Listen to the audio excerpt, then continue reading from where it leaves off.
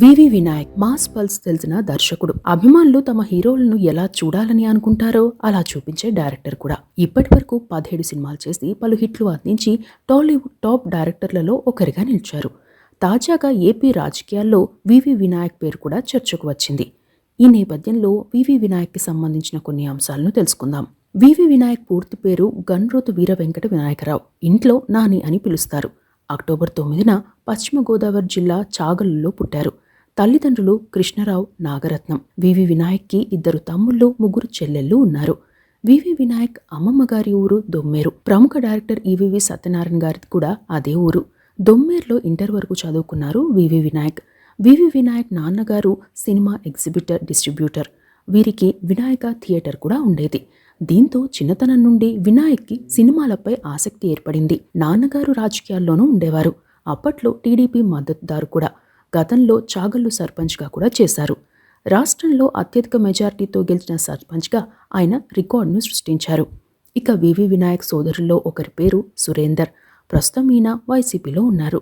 ఈయన కూడా గతంలో సర్పంచ్గా చేశారు. ఇక వివి వినాయక్ చిన్నతనం నుండి చిరంజీవి సినిమాలను ఎక్కువగా చూసేవారు. స్థానికంగా 6 థియేటర్లుంటే అన్ని థియేటర్లలోని సినిమాలు చూసేవారు. విజేత సినిమా విజయోత్సవ సభకు వెళ్లి అక్కడ జరిగిన తోపులాట్లో చెప్పులు పోగొట్టుకున్నారు. ఇంటర్మీడియట్ చదువుతున్న టైంలో చిరంజీవి ఫ్యాన్స్ అసోసియేషన్ అధ్యక్షుడిగా చేశారు. వివి వినాయక్ ఇంటర్ చదువుతున్న టైంలో ఆ కుటుంబం ఆర్థికంగా ఇబ్బందుల్లోకి వెళ్ళింది. వివి వినాయక్ తండ్రి కొన్న సినిమాలు వరుసగా ఫ్లాప్లు కావడం, సినిమాలు కొన్న టైంలోనే ప్రకృతి వైపరీత్యాల కారణంగా ప్రేక్షకులు థియేటర్లకు వచ్చే పరిస్థితి లేకపోవడంతో భారీగా నష్టాలు వచ్చాయి. తండ్రికి చాలా అప్పులయ్యాయి. ఆ టైంలో కొందరు చేసిన వ్యాఖ్యలు వివి వినాయక్ని బాధించాయి. దీంతో తాను ఎలాగైనా సంపాదించాలని అనుకునేవారు వివి వినాయక్ గారు. ఇతర వ్యాపారాల గురించి అంతగా తెలీదు. తన తమ్ముళ్లకు కూడా అదే తెలుసు. దీంతో తాను సినిమాల్లోకి వెళ్తానని చెప్పేవారు. అయితే సినిమా రంగంలో ఉన్న వారికి పెళ్లి సంబంధాలు రావనే ఉద్దేశంతో తండ్రి మొదట అంగీకరించలేదు. అక్కడే ఉంటే అదే ధోరణితో ఉంటారని భావించి వివి వినాయక్కి విజయవాడ కాలేజీ హాస్టల్లో చేర్పించిన వారం రోజులకే తిరిగి వచ్చేశారు. చదువు విషయంతో పాటు సినిమాల్లోకి వెళ్లే అంశంపై కొన్ని రోజుల పాటు వాదోపవాదాలు జరిగాయి.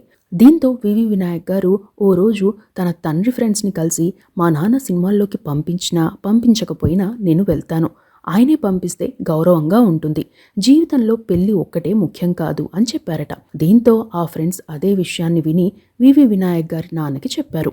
ఎలాగైనా తన కుమారుడు సినిమాల్లోకి వెళ్తాడన్న ఉద్దేశంతో ఒప్పుకోవాల్సి వచ్చింది. అప్పటికే రాశి మూవీస్ నరసింహారావు గారికి, ఈవీవి గారికి వివి వినాయక్ తండ్రికి పరిచయం ఉండడంతో మాట్లాడి మద్రాస్కి పంపించారు. అప్పటికి విక్టరీ వెంకటేష్ హీరోగా అబ్బాయి గారు సినిమా చేస్తున్న ఈవీవి గారు అక్కడికి వెళ్ళాక అకామిడేషన్ ఇచ్చారు. సినిమాలో ఉండమన్నారు. కానీ ఏం చేయాలో కూడా అర్థం కాలేదు వివి వినాయక్కి. అక్కడ చాలామంది అసిస్టెంట్ డైరెక్టర్లు ఉండేవారు. పెద్ద వయస్కులైన కో డైరెక్టర్లు కూడా ఉండేవారు. వాళ్ళల్లో కొందరు నిరుత్సాహపరుస్తూ ఉండేవారు. ఎప్పుడూ నిరాశగా పనిచేస్తూ ఉండేవారు. నరసింహారావు గారి వద్ద కూడా కొందరిది అదే పరిస్థితి. దీంతో వారిని చూసిన వివి వినాయక్ ఇక నా పరిస్థితి కూడా అంతేనేమో, ఇక్కడే ఉంటే అవకాశాలు రావేమోనన్న భయంతో ఇంటికి వెళ్ళిపోయారు. వినాయక్ ఎందుకు తిరిగి వచ్చాడో తల్లికి అర్థమైంది. ఇక వెళ్ళొద్దు, ఇక్కడే పని చేసుకో అని అనడంతో వివి వినాయక్ కూడా కన్నీరు పెట్టుకున్నారు. అయితే తన తండ్రి విషయంలోనే వివి వినాయక్ టెన్షన్ పడేవారు.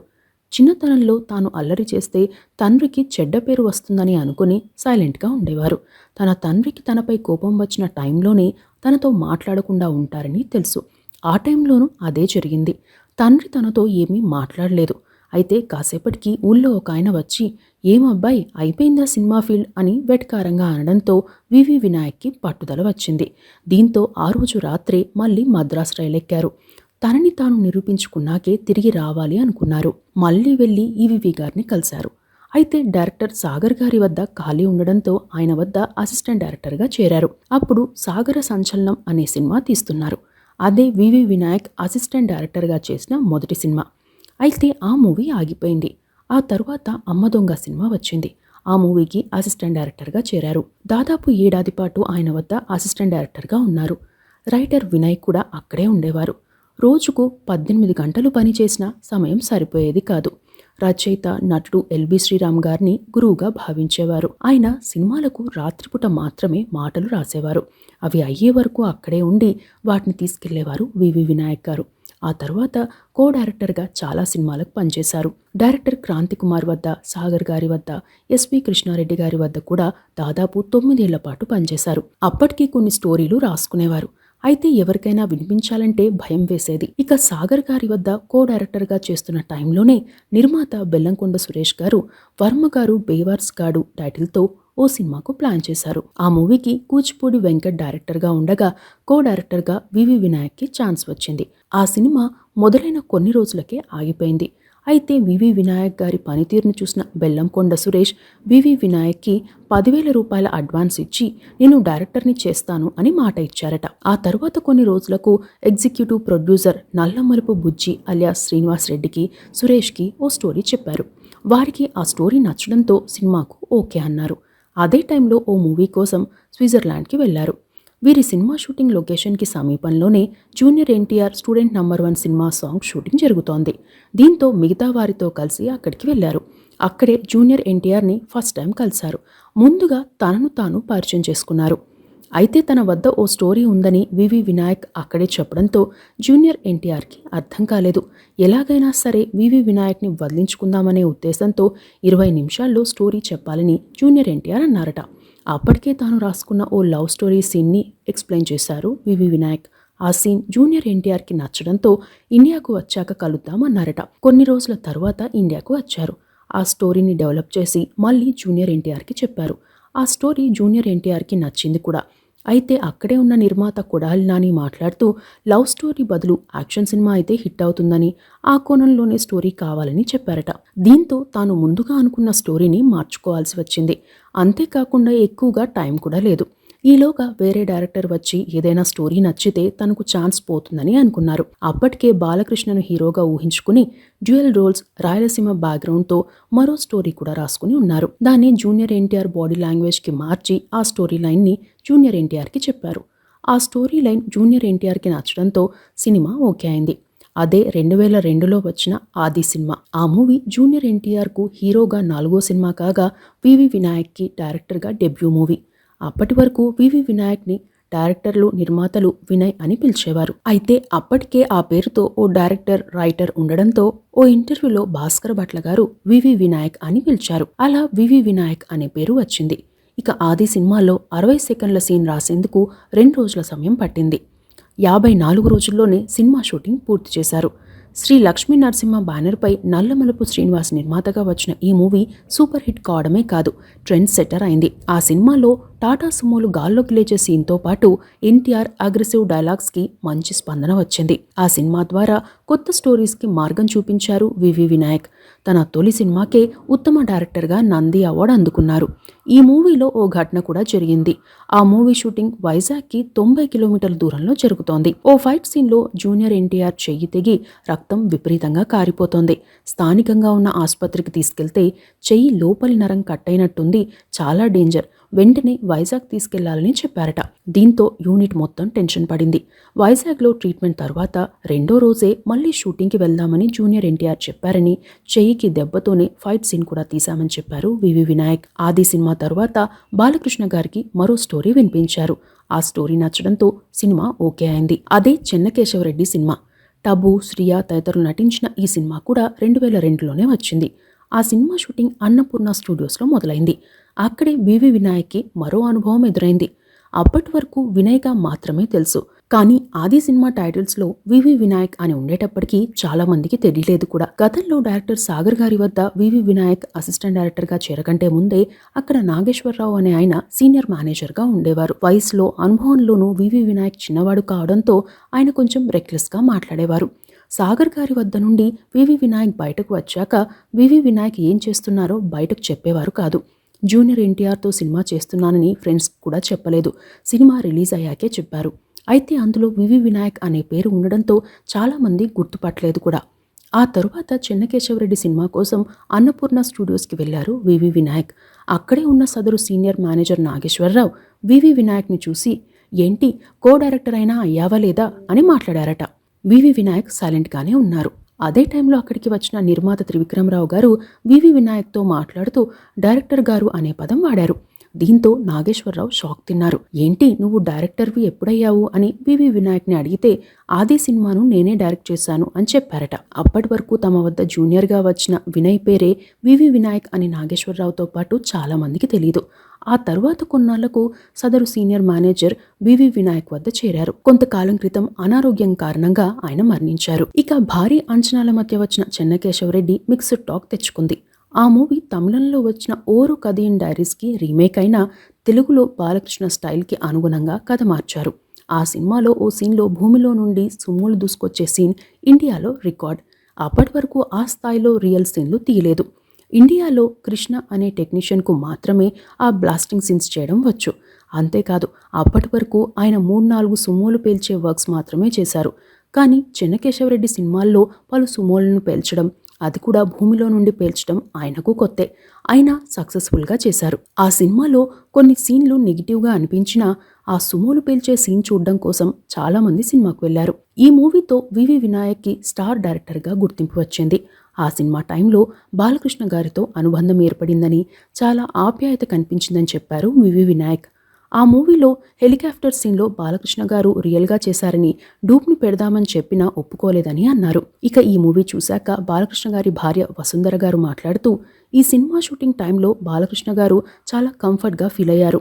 ఎలాంటి టెన్షన్ పడలేదు. ఇలాంటి యాక్షన్ సీన్లు కూడా సేఫ్గా తీశారు. సినిమా కూడా బాగుంది అని తనకు చెప్పారని, ఆ కాంప్లిమెంట్స్ లైఫ్లో మర్చిపోలేనని ఓ ఇంటర్వ్యూలో చెప్పారు వివి వినాయక్. ఈ మూవీలో దేవయాని నటించిన పాత్ర కోసం మొదట లయను సంప్రదించారు. అయితే నేను సిస్టర్ పాత్ర చేయడం ఏంటి, హీరోయిన్గా పనికిరానా అని లయ చాలా ఏడ్చేశారట.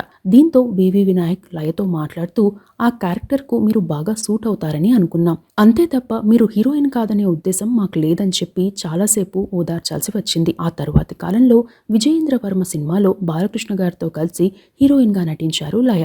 ఇక చెన్నకేశవరెడ్డి సినిమా తర్వాత దిల్ సినిమా వచ్చింది. నితిన్ హీరోగా నటించిన ఈ మూవీతోనే దిల్ రాజు నిర్మాతగా పరిచయమయ్యారు. ఆ సినిమా పేరే ఆయన ఇంటి పేరుగా మారింది. అలా డైరెక్షన్, స్క్రీన్ ప్లే, స్టోరీ విషయంలో సక్సెస్ఫుల్గా డైరెక్టర్గా పేరు తెచ్చుకున్నారు వివి వినాయక్. కలెక్షన్ల పరంగా హ్యాట్రిక్ విజయాలను అందుకున్నారు. అప్పటి వరకు తన సినిమా కథను తానే రాసుకునేవారు వివి వినాయక్. ఆ సినిమా తర్వాత ఒక్క బన్నీ సినిమాకి తప్ప మిగతా వాటికి డైరెక్షన్, స్క్రీన్ ప్లే మాత్రమే అందించారు. స్టోరీలు బయటవారి చేత రాయించేవారు. దిల్ సినిమా తర్వాత మెగాస్టార్ చిరంజీవి గారు రాజా రవీంద్ర ద్వారా వివి వినాయక్ని పిలిపించడంతో వెళ్లి కలిశారు. చిరంజీవి మాట్లాడుతూ, తమిళంలో విజయకాంత్ హీరోగా వచ్చిన రమణ సినిమాను చూసావా అని అడిగారట. అప్పటికే ఆ సినిమా చూశారు వివి వినాయక్. దీంతో ఆ మూవీని మనం చేస్తే ఎలా ఉంటుందని చిరంజీవి గారు అడగడంతో చాలా బాగుంటుందని, కాకపోతే కొన్ని మార్పులు చేయాలని చెప్పారట. ఆ మార్పులు కూడా చిరంజీవి గారికి నచ్చాయి. దీంతో ఆ సినిమాకు ప్లాన్ చేశారు. అదే ఠాగూర్ సినిమా. తన అభిమాన హీరో సినిమాని తాను డైరెక్ట్ చేయడం తనకు ఒక కలలా అనిపించిందని ఓ ఇంటర్వ్యూలో చెప్పారు వివి వినాయక్. ఆ సినిమా కూడా సూపర్ హిట్ అయింది.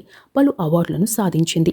పలు వేదికలపై మూవీని ప్రదర్శించారు కూడా. ఠాగూర్ తర్వాత 2004లో వచ్చిన సాంబా సినిమా నిరాశ మిగిల్చింది. 2005లో బన్నీ, 2006లో లక్ష్మి సినిమాలు బాగానే ఆడాయి. అయితే భారీ అంచనాల మధ్య 2007లో వచ్చిన యోగి సినిమా నిరాశ మిగిల్చింది. కృష్ణ, అధుర్స్, బద్రీనాథ్, నాయక్, అల్లుడు సీను, అఖిల్, ఖైదీ నంబర్ 150, ఇంటెలిజెంట్ సినిమాలను డైరెక్ట్ చేశారు. ఎన్నో అంచనాల మధ్య వచ్చిన ఖైదీ నంబర్ 150 సూపర్ హిట్ అయింది. చిరంజీవి సెకండ్ ఇన్నింగ్స్కి మరింత సపోర్ట్ ఇచ్చింది. మొత్తం మీద 17 సినిమాలకు డైరెక్షన్ చేసిన వివి వినాయక్ 2018 తర్వాత మళ్ళీ తెలుగు సినిమాను తీయలేదు. ఇటీవలే బెల్లంకొండ సాయి శ్రీనివాస్ హీరోగా హిందీలో ఛత్రపతి సినిమాను డైరెక్ట్ చేశారు. తాజాగా ఆయన ఓ పార్టీలో చేరుతున్నారని ప్రచారం జరిగింది. అయితే గతంలో ఇచ్చిన ఓ ఇంటర్వ్యూలో తనకు సినిమాలు తప్ప ఏ విషయాలు తెలియవని, ఏ వ్యాపారం కూడా తెలియదని చెప్పారు వివి వినాయక్ గారు. కొంతకాలం క్రితం వివి వినాయక్ హీరోగా సీనయ్య పేరుతో దిల్ రాజు ఓ సినిమాను అనౌన్స్ చేసినా ఆ సినిమా ఆగిపోయింది. ఠాగూర్ సినిమాలో చిరంజీవి సూచన మేరకు ఓ సీన్లో నటించారు వివి వినాయక్. ఇక వివి వినాయక్ ఫ్యామిలీ లైఫ్ విషయానికి వస్తే వివి వినాయక్ భార్య పేరు అనంతలక్ష్మి సత్యవతి. వీరికి ఒక కుమారుడు, ఒక కుమార్తె. కుమారుడి పేరు కుందన్ కృష్ణ, కుమార్తె పేరు హాసిని కృష్ణ. వీరిది పెద్దలు కుదిర్చిన వివాహం. అమ్మాయిని చూసేందుకు పెళ్లి చూపులకు కూడా వెళ్లలేదు వివి వినాయక్. పెళ్లికి ముందు రోజు మాత్రమే చూశారు. ఆది సినిమా రిలీజ్ టైంలో వీరి వివాహం జరిగింది. వివి వినాయక్ తండ్రి కృష్ణారావు గారు 2010లో క్యాన్సర్ కారణంగా కన్నుమూశారు. తన జీవితంలో తన తండ్రికి క్యాన్సర్ ఉందని తెలియడం అత్యంత బాధాకరమైన అంశమని, తండ్రిని కాపాడుకునేందుకు విశ్వ ప్రయత్నం చేసినా, విదేశాలకు తీసుకెళ్లి వైద్యం చేయించినా కాపాడుకోలేకపోయామని చెప్పారు. అఖిల్ సినిమా టైంలో తల్లి నాగరత్నం గారు న్యూమోనియా కారణంగా చనిపోయారు. తమ రాజ్ కమల్ థియేటర్ని వీమాక్స్గా మార్చారు. 30-40 లక్షలు సంపాదించి తండ్రి అప్పులు తీర్చేయవచ్చని సినిమాల్లోకి వచ్చిన వివి వినాయక్ ప్రస్తుత ఆస్తుల విలువ దాదాపు 100 కోట్లుంటుందని అంచనా. మరికొన్ని విషయాలకు వస్తే చిరంజీవితో వివి వినాయక్కి మంచి అనుబంధం ఉంది. ఠాగూర్, ఖైదీ నంబర్ 150 సినిమాలను తీశారు. చిరంజీవిని అన్నయ్య అని పిలుస్తారు. కోవిడ్ సమయంలో ప్రివెన్షన్ కోసం డాక్టర్ ప్రసాద్ రెడ్డి గారి ద్వారా సొంత డబ్బులతో చాగల్లు టౌన్ అంతా ఉచితంగా హోమియో మందులు పంపిణీ చేశారు. పలువురికి సహాయం చేశారు కూడా. కారణం ఏదైనా ఆ ఊళ్ళో 100 కోవిడ్ కేసులు మాత్రమే నమోదు కావడం, కోవిడ్ మరణం ఒక్కటి కూడా లేకపోవడం గమనార్హం. అందుకు వివి వినాయక్ డాక్టర్ ప్రసాద్ గారి రెడ్డికి పలు వేదికలపై ధన్యవాదాలు చెప్పారు. సాంబా సినిమాలో వైలెన్స్ ఎక్కువ కావడం, కొన్ని చెడ్డ సీన్లు ఉన్నాయని సినిమా రిలీజ్ అయ్యాక అనిపించిందని చెప్పారు. ఇక 2014 ఎన్నికల సమయంలోనే వివి వినాయక్ నిడదవోలు అసెంబ్లీ నుండి పోటీ చేస్తారని ప్రచారం జరిగింది. 2019లోనూ వివి వినాయక్ రాజకీయాల్లోకి వస్తున్నారని వార్తలు వచ్చాయి. ఇక తనపై వచ్చే విమర్శలను పట్టించుకోనని, ప్రతి వ్యక్తి జీవితంలో గుడ్ టైం బ్యాడ్ టైం ఉంటుందని, అలాంటి వాటిని అవకాశంగా తీసుకుని మాట్లాడే వారిని పట్టించుకోవాల్సిన అవసరం లేదని వ్యాఖ్యానించారు. 2019లో నార్సింగిలో 2 అంతస్తులకు అనుమతి తీసుకుని ఎక్కువ అంతస్తులు నిర్మించినందుకు గాను కూల్చేశారు అధికారులు. ఓ ఘటన నేపథ్యంలో సెలబ్రిటీలకు ఓ విన్నపం కూడా చేశారు. సెలబ్రిటీలు పాత ఫోన్ నంబర్ని మార్చాలి అనుకుంటే ఆ నంబర్ మీ వద్దే ఉంచుకోవాలని, లేకపోతే మీ నంబర్ బయటకు వెళ్తే మీ పేరే వాడుకుని మాట్లాడతారని, కొన్నిసార్లు మోసం చేసే ఛాన్స్ కూడా ఉందని అన్నారు. గతంలో తాను ఉపయోగించిన పాత నంబర్ వేరే వారికి వెళ్ళిందని, సినీ ఫైనాన్షియర్ మోహన్ అనే వ్యక్తి ఆ పాత నంబర్కి ఫోన్ చేస్తే అవతలి వ్యక్తి తనలాగే మాట్లాడడంతో పాటు పలు విషయాలు చెప్పారని, అంతేకాకుండా జూనియర్ ఎన్టీఆర్ పార్టీ పెడుతున్నట్లు కూడా మాట్లాడారని, కాలేజ్ సీట్లు ఇప్పిస్తామని కూడా చెప్పేవారని తెలిసిందన్నారు. ఇవి వివి వినాయక్కి సంబంధించిన అంశాలు.